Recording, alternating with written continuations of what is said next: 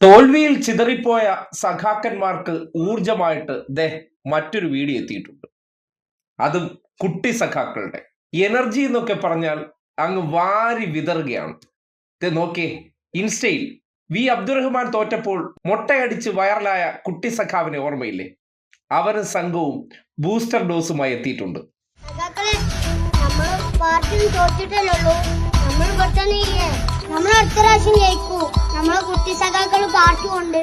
പിന്നല്ല, ഇത്രയേ ഉള്ളൂ. തോൽവികൾ എന്നൊക്കെ പറഞ്ഞാൽ അത് ജീവിതത്തിന്റെ ഭാഗമാണ്. എല്ലാ കാലത്തും ഒരാൾക്ക് മാത്രം എല്ലാ കാര്യത്തിലും വിജയിക്കാൻ പറ്റിയെന്ന് വരില്ല. ചിലയിടങ്ങളിൽ പരാജയങ്ങൾ ഉണ്ടാകും. പരാജയങ്ങൾ ഉണ്ടായാൽ മാത്രമേ നമുക്ക് സ്വയം തിരുത്തലുകൾക്ക് അവസരമുണ്ടാകുള്ളൂ. അതുകൊണ്ട് തോറ്റുപോയതോടെ എല്ലാം അവസാനിച്ചു എന്ന് കരുതിയിരിക്കുന്നവരുടെ മുന്നിലേക്കാണ് ആ കുട്ടിത്തങ്ങൾ, അവരുടെ ഉള്ളിലെ ആവേശം ഇങ്ങനെ വാരി വിതറുന്നത്. അത് മുതിർന്നവർക്കും ഒരു ആവേശമായി മാറേണ്ടത് തന്നെയാണ്.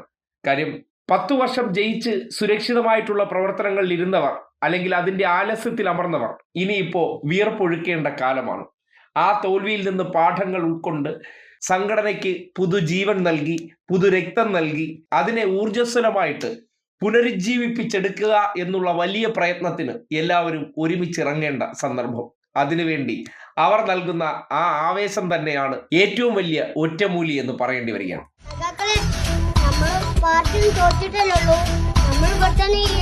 നമ്മൾ അടുത്ത പ്രാവശ്യം ജയിക്കൂ.